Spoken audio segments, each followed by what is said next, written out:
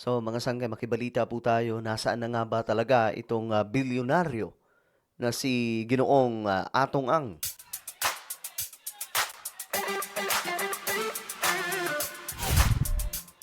So up to now mga sangkay, hinahalughog ng buong otoridad, mga kapulisan, mga NBI, ang buong Pilipinas. Lalong-lalo na po dito sa Luzon, mga sangkay. Napakarami palang property ni Atong Ang, kaya mahirap po talaga hagilapin. Ngayon, mga sangkay, mayroon pong impormasyon tungkol sa kanya kung nasaan na po siya ngayon. Bago tayo magpatuloy, sa mga hindi pa po dyan nakakapag-subscribe sa ating YouTube channel, makikita nyo po yung subscribe button sa baba ng video na to. I-click nyo po yung subscribe, i-click ang bell, at i-click nyo po yung all. Sa mga nanonood naman po sa Facebook, i-follow nyo po yung ating Facebook page. Alam nyo, itong NBI, marami pong impormasyon to, mga sangkay, no, na nakakalap. Hindi po ito basta-basta. At ngayon, meron po silang impormasyon na sinasabing andito pa daw sa Pilipinas itong si Atong Ang at nasa Luzon daw po, mga sangkay. Ito, pakinggan po natin yung kanilang balita.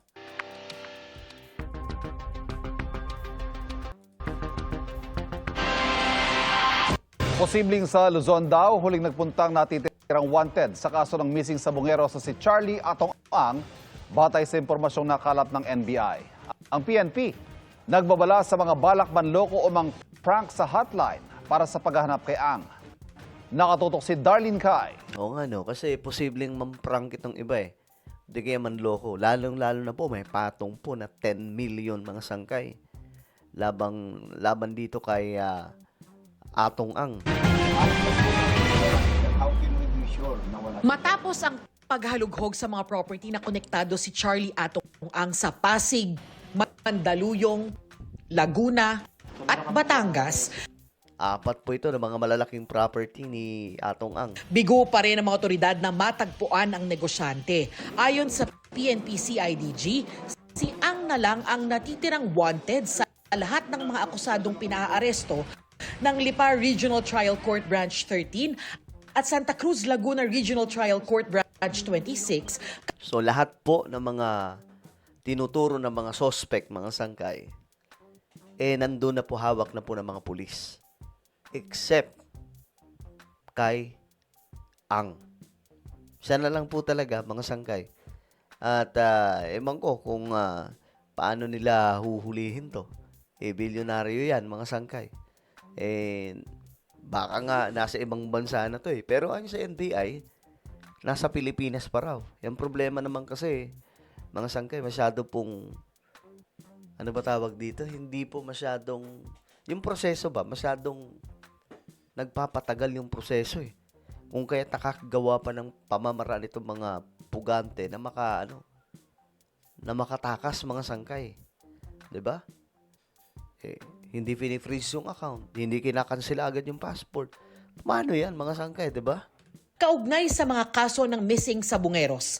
Pero batay sa intelligence report na nasagap ng National Bureau of Investigation o NBI, Ayon po sa NBI, itong NBI, sinasabi ko sa inyo, mga sangkay, mala CIA po ang galawan nito, kaya marami po silang information na nakakalap na mabilis. nasa Luzon ang mga lugar na huling pinuntahan ni Ang nitong mga nakaraang araw. What I can say right now is yung mga immediate locations na pinuntahan in the recent days dito lang po sa Luzon. Also, we do not discount the possibility na baka nandito rin po sa Visayas o sa Mindanao. Kaya po, tinawag ng ating mga regional directors nationwide. Sabi ng NBI, malaki ang posibilidad na nasa bansa pa si Ang. Pero patuloy silang nakikipag-ugnayan sa iba't ibang units at ahensya ng pamahalaan para mabantayan ang posibilidad ng backdoor o illegal na paglabas ng bansa. So ngayon, dahil meron ng warrant of arrest, it may be an entirely different scenario. Malamang palipat-lipat at paiba-ibang sasakyan ang ginagamit. Minomonitor din ng PNP-CIDG ang mga taong malalapit kay Ang. Grabe, no? Para siyang parang pelikula, no? Yung datingan eh. Ewan ko, sinong bidang makakahanap dito, mga sangkay? Baka si Tanggol na. Mga properties pa rin niya ang tinitingnan natin. tinitingnan din natin kung saan yung mga pamilya niya, tsaka yung mga informations na pumapasok sa atin. We are validating it kung may mga indicators nga na nandun siya. Kaya mahalaga raw ang mga makukuha nilang tip mula sa sinetop na hotline para sa nationwide manhunt kay Ang. Yan po mga sangkay, 10 million. Pero alam niyo, ang baba po niyan. Kaya pong ano yan eh. Kaya pong doblehin, triplehin pa po ni Atong Ang mga sangkay itong bayad nila o reward sa mga makakapagturo kung nasaan si Atong Ang.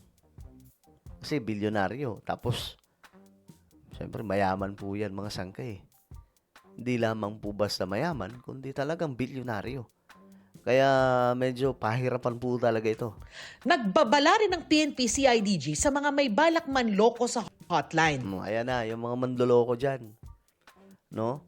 Kasi posibleng i-prank call o di kaya mga sangkay kung ano ang impormasyon na kanilang ipapadala. Kasi nga po, may reward 10 million. Bagamat maliit po yan kay Atong Ang mga sangkay. Pero siyempre, malaki na yan sa mga kababayan natin. 10 million yan eh. We will treat every information as confidential. Mapapangalagaan ang kaligtasan ng kung sino man na magbibigay ng informasyon regarding kay Atong Ang. At ulitin ko, napakalaking tulong po ito sa kapulisan para mahanap si Atong Ang. Sana naman po yung credible, no? Huwag naman po yung prank, huwag Pagka-prank, edi arestuhin ka agad kung sino yung nagpadala ng mensahe. Di ba? Ngayon, madali na lang pong sa NBI, mga sangkay, mahirap gawin yan. Kasi pag ginawa nyo yan, kahit pa po i-off nyo yung cellphone nyo, kahit itapon nyo pa yung cellphone nyo, mahahanap at mahahanap kayo ng mga yan. naman po yung kalokohan lang, may kaso kayong kakaharapin. Sabi ng whistleblower na si Dondon Patidongan na matagal na nagtrabaho para kay Ang, base sa pagkakakilala niya sa negosyante ay hindi raw talaga siya susuko. Kung hindi raw lalabas ng bansa si Ang, ay magtatago siya sa mga exclusive subdivision. Hindi lang ordinaryo si Mr. Atong Ang, international po itong kanyang grupo. Ito kasi kilalang kilala po niya yung kanyang boss, mga sangkay, no? Sa tingin ko, katulad ng sinabi ko na ginawa niya kaya dati, parang ginawa niya rin sa sarili na siguro nasa ibang bansa na siya. Nauna nang sinabi ng lead counsel ni Ang na inabisuhan niya ang kliyente na huwag sumuko sa mga otoridad habang ginagawa pa nila ang lahat ng legal na hakbang. Naku, bawal yun. Abogado pa po ang nagsabi na wag sumuko. Baka mangyari mga sangkay, manilikado pa yung abogado ni Atong Ang yan. Tinawag ito ng Justice Department na maling payo at posibleng kriminal. Di ba? Yari po yung abogado niya dito. Para sa Well, kayo ba mga sangkay, ano sa tingin nyo? Nasa Pilipinas pa ba itong si Atong Ang? Comment down below. Meron po tayong YouTube channel, Sangkay Revelation. Hanapin nyo po ito ngayon sa YouTube.